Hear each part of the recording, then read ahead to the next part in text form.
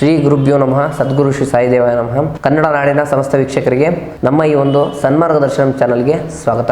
ಇವತ್ತಿನ ಈ ಒಂದು ವಿಡಿಯೋದಲ್ಲಿ ಕನ್ಯಾ ರಾಶಿಯ ನವೆಂಬರ್ ತಿಂಗಳ ಸಂಪೂರ್ಣ ಮಾಸ ಭವಿಷ್ಯ ಹೇಗಿರುತ್ತೆ ಅಂತ ತಿಳಿಸ್ಕೊಡ್ತೇನೆ, ಬನ್ನಿ.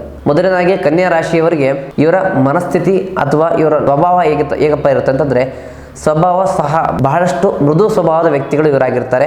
ಇವರ ಜೀವನದಲ್ಲಿ ಆಗ್ತಕ್ಕಂತಹ ಎಲ್ಲ ಬದಲಾವಣೆಗಳು ಕೂಡ ಇವರು ಬಹಳ ಸೂಕ್ಷ್ಮವಾಗಿ ಗಮನಿಸಿಕೊಂಡು ಅದನ್ನು ತಗೊಂಡು ಮುಂದೆ ಹೋಗುವಂಥ ಸಂಭವ ಇವರ ಜೀವನದಲ್ಲಿ ಇವರ ಒಂದು ಲಕ್ಷಣಗಳು ತುಂಬ ಇರುತ್ತೆ.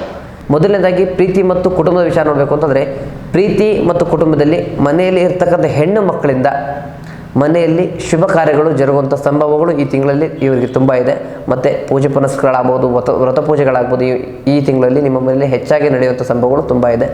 ಮನೆಯಲ್ಲಿ ಇಲ್ಲ ಸಲ್ಲದ ವ್ಯಕ್ತಿಗಳಿಂದ ಇಲ್ಲ ಸಲ್ಲದ ವಿಚಾರಕ್ಕೆ ಸ್ವಲ್ಪ ಸಮಸ್ಯೆಗಳು ಬರುವಂಥ ಸಂಭವ ಇದ್ದು, ನೀವು ಮನೆಯಲ್ಲಿ ಏನು ಮಾಡಬೇಕು ಅಂತಂದರೆ, ಯಾವುದೇ ಅನುಚಿತ ವಿಚಾರಕ್ಕೆ ಆಸ್ಪದ ಕೊಡದೆ ನಿಮ್ಮದಾಯಿತು ನಿಮ್ಮ ಕೆಲಸ, ನಿಮ್ಮ ವಿಚಾರ, ನಿಮ್ಮ ವ್ಯವಸ್ಥೆಗೆ ಗಮನ ಕೊಡೋದ್ರಿಂದ ಯಾವುದೇ ಮೂರನೇ ವ್ಯಕ್ತಿಗಳ ಆಸ್ಪದ ಬೇಡ ಅಂತ ಹೇಳಲಿಕ್ಕೆ ಬಯಸ್ತೇನೆ. ತದನಂತರದಲ್ಲಿ ಕುಟುಂಬದ ವಿಚಾರ ಬಂತು ಅಂದರೆ, ಕುಟುಂಬದಲ್ಲಿ ಈ ತಿಂಗಳಲ್ಲಿ ಬರ್ತಕ್ಕಂಥ ಶುಭ ಕಾರ್ಯಗಳಿಗೆ ನೀವು ಕಾರಣಕರ್ತರಾಗಿರ್ತೀರ. ಆ ಶುಭ ಕಾರ್ಯಗಳು ನಿಮ್ಮ ಮನೆಯಲ್ಲಿ ಅಲ್ಲ ಅಂದರೂ ಕೂಡ ನಿಮ್ಮ ಕುಟುಂಬದಲ್ಲಿ ನಿಮ್ಮ ಒಂದು ದೊಡ್ಡಪ್ಪ ಚಿಕ್ಕಪ್ಪ ಅವ್ರ ಮನೇಲಾಗ್ಬೋದು, ಅಕ್ಕ ತಂಗಿದಿರ ಮದುವೆ ಮನೇಲಾಗ್ಬೋದು, ಅಥವಾ ಮಾಡ್ತಕ್ಕಂಥ ಸಂಬಂಧಿಕರಲ್ಲಿ ಈ ಒಂದು ವ್ಯವಸ್ಥೆಗಳಾಗುತ್ತೆ. ಅದಕ್ಕೆಲ್ಲ ಮೂಲ ಕಾರಣಕರ್ತರು ನೀವಾಗಿರ್ತೀರ.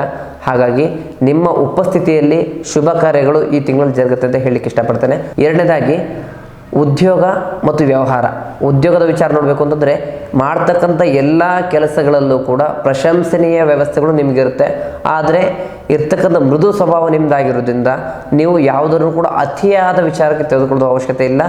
ಮಾಡ್ತಕ್ಕಂಥ ಕೆಲಸದಲ್ಲಿ ಪ್ರಶಂಸೆ ಸಿಗುತ್ತೆ. ಪ್ರಶಂಸೆಯನ್ನು ತೆಗೆದುಕೊಂಡು ಜೀವನ ವ್ಯವಸ್ಥೆಯಲ್ಲಿ ಏನೂ ಸಮಸ್ಯೆಗಳಿಂದ ಮುಂದುವರಿತೀರ, ಯಾವುದೇ ಸಮಸ್ಯೆಗಳಿಲ್ಲ.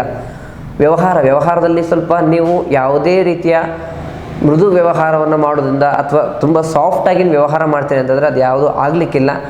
ನೀವು ನಿಮ್ಮ ಒಂದು ನಿಷ್ಠುರತೆ ಆಗ್ಬೋದು, ನಿಮ್ಮ ಒಂದು ವ್ಯವಹಾರದ ನುಡಿಗಳಾಗ್ಬೋದು, ಸ್ವಲ್ಪ ಬದಲಾವಣೆ ಮಾಡ್ಕೊಳ್ಳೋದು ತುಂಬ ಒಳ್ಳೆಯದಾಗುತ್ತೆ. ನಂತರ ಆರ್ಥಿಕ ಸ್ಥಿತಿಯಲ್ಲಿ ನೀವು ಯಾರಿಗೂ ಸಾಲ ಕೊಡುವಂಥ ವಿಚಾರಗಳಾಗ್ಬೋದು, ಅಥವಾ ಕೊಟ್ಟಂಥ ಸಾಲವನ್ನು ವಾಪಸ್ ಇಸ್ಕೊಳ್ಳುವಂಥ ವಿಚಾರಗಳು ನಿಮ್ಮ ಜೀವನದಲ್ಲಿ ಅಷ್ಟೊಂದು ವಿಚಾರ ಇಲ್ಲ. ಯಾಕಂದರೆ ನಿಮ್ಮ ಸ್ವಭಾವ ಬಹಳ ಮೃದುವಾಗಿರೋದ್ರಿಂದ ನೀವು ಕೊಟ್ಟಂಥ ವ್ಯಕ್ತಿಗಳೇ ನಿಮ್ಮ ಮೇಲೆ ಸಂಪೂರ್ಣ ಆರೋಪವನ್ನು ಮಾಡೋದಾಗ್ಬೋದು, ಅದನ್ನು ನೀವು ಸಹಿಸ್ಕೊಳ್ಳಲ್ಲ. ತದನಂತರದಲ್ಲಿ ಅವ್ರ ಹಣವನ್ನು ನೀವು ಕೊಟ್ಟು ಕೂಡ ನೀವು ಅವರಿಂದ ಮಾತುಗಳನ್ನ ಕೇಳುವಂಥ ಸಂಭವ ಬರುತ್ತೆ. ಹಾಗಾಗಿ ಯಾವುದೇ ರೀತಿಯ ಹಣವನ್ನು ಇನ್ನೊಬ್ರಿಗೆ ಸಾಲ ಕೊಡೋದಾಗ್ಬೋದು, ಅಥವಾ ಇನ್ನೊಬ್ರು ನಂಬಿ ನೀವು ಹೂಡಿಕೆ ಮಾಡೋದಾಗ್ಬೋದು, ಇದು ಮಾಡೋಕ್ಕೆ ಹೋಗ್ಬೇಡಿ. ಸ್ವಂತ ನಿರ್ಧಾರದಿಂದ ಏನೇ ಮಾಡೋದು ಕೂಡ ವಿಚಾರ ಮಾಡಿ, ಎಲ್ಲ ಸರಿ ಹೋಗುತ್ತೆ, ಯಾವುದೇ ಸಮಸ್ಯೆಗಳಿಲ್ಲ. ತದನಂತರದಲ್ಲಿ ಆರೋಗ್ಯದ ವಿಚಾರದಲ್ಲಿ ಯಾವುದೇ ಸಮಸ್ಯೆಗಳು ಇಲ್ಲದೇ ಇದ್ರೂ ಕೂಡ ಸಣ್ಣ ಪುಟ್ಟ ಏರಿಳಿತಗಳು, ಸಣ್ಣ ಪುಟ್ಟ ಟೆನ್ಷನ್ಗಳಾಗ್ಬೋದು, ಸ್ಟ್ರೆಸ್ ಆಗ್ಬೋದು, ಅತಿಯಾದ ಟೆನ್ಷನ್ಗಳನ್ನ ಮಾಡ್ಕೊಳ್ಳೋದು ನಿಮ್ಮ ಜೀವನದಲ್ಲಿ ನಿಮ್ಮ ಒಂದು ಸ್ವಭಾವ ಅಂತ ವ್ಯವಸ್ಥೆ ಇದೆ. ಹಾಗಾಗಿ ಟೆನ್ಷನ್ಗೆ ಆಸ್ಪದ ಬೇಡ.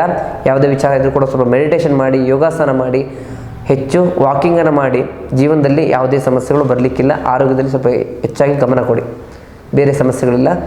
ನಿಮಗೆ ಸರಳ ಪರಿಹಾರ ಮಾರ್ಗ ತಿಳಿಸೋದಾದರೆ, ಪ್ರತಿ ಬುಧವಾರ ವಿಘ್ನೇಶ್ವರನ ದೇವಸ್ಥಾನಕ್ಕೆ, ಶಿವನ ಪುತ್ರನಾದ ವಿಘ್ನೇಶ್ವರ ಅಂದರೆ ಗಣೇಶನ ದೇವಸ್ಥಾನಕ್ಕೆ ಹೋಗಿ ಬಿಳಿಯ ಅಥವಾ ಹಳದಿ ಬಣ್ಣದ ಹೂವನ್ನು ಅರ್ಪಣೆ ಮಾಡಿ ಆ ವಿಘ್ನೇಶ್ವರನ ಬಳಿ ಸಕಲ ಕಾರ್ಯಗಳು ಸಿದ್ಧಿಯಾಗಲಿ, ಓಂ ಗಂ ಗಣಪತಯೇ ನಮಃ ಎಂಬ ಮೂಲ ಬೀಜಾಕ್ಷರ ಮಂತ್ರವನ್ನು ಆ ಗರ್ಭಗುಡಿಯಲ್ಲಿ ಅಥವಾ ದೇವಸ್ಥಾನದ ಆವರಣದಲ್ಲಿ ಕೂತ್ಕೊಂಡು ನೀವು ಜಪವನ್ನು ಮಾಡಿ, ಮನಸ್ಸಲ್ಲಿ ಇರ್ತಕ್ಕಂಥ ಎಲ್ಲ ಕಲ್ಮಶಗಳನ್ನು ದೇವರ ಮುಂದೆ ಹೇಳಿಕೊಂಡು ಬರೋದ್ರಿಂದ ನಿಮ್ಮ ಎಲ್ಲ ಕೆಲಸಗಳು ಸುಲಭವಾಗಿ ನಡೆಯುತ್ತೆ ಅಂತ ಹೇಳ್ಬೋದು. ಇದಾಗಿತ್ತು ಈ ತಿಂಗಳ ಕನ್ಯಾ ರಾಶಿಯ ನವೆಂಬರ್ ತಿಂಗಳ ಸಂಪೂರ್ಣ ಮಾಸ ಭವಿಷ್ಯ.